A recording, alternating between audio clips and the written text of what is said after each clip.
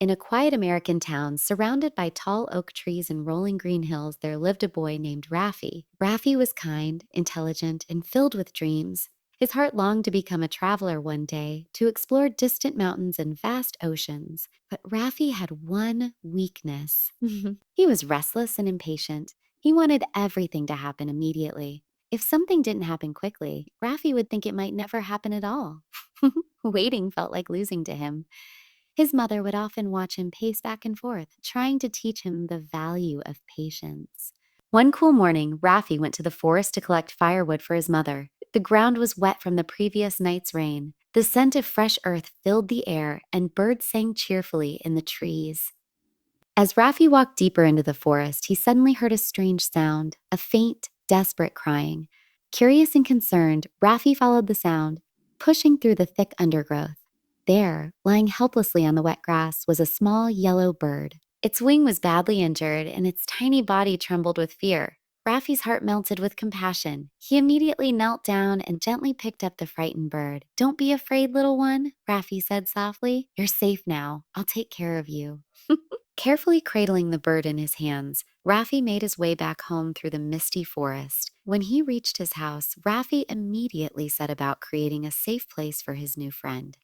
He found a small box and lined it with soft cotton and pieces of cloth, making a comfortable nest. He placed the box on the windowsill where warm sunlight would stream in throughout the day. Looking at the bird with affection, Raffi smiled and said, "I'll call you Sano, the one who listens." That first day, Raffi carefully offered Suno tiny seeds. The bird was hesitant at first, but eventually began to eat. He gave Sano drops of water, watching with joy as the little bird drank and seemed to relax. Day after day, Raffi took care of Sano with complete dedication.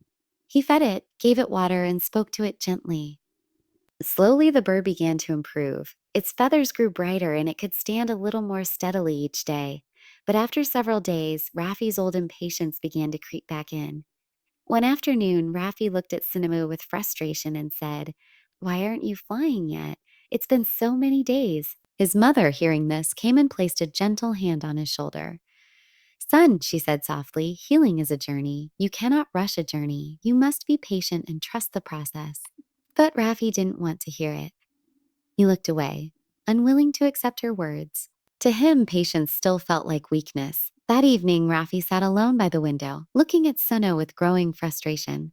Later that night, sitting in the moonlight, Raffi made a decision. If it doesn't even try, he thought, how will it ever fly? The next morning, before anyone else was awake, Raffi gently lifted Suno from its box. "Today you'll fly, Suno," he whispered, carrying the bird back into the forest.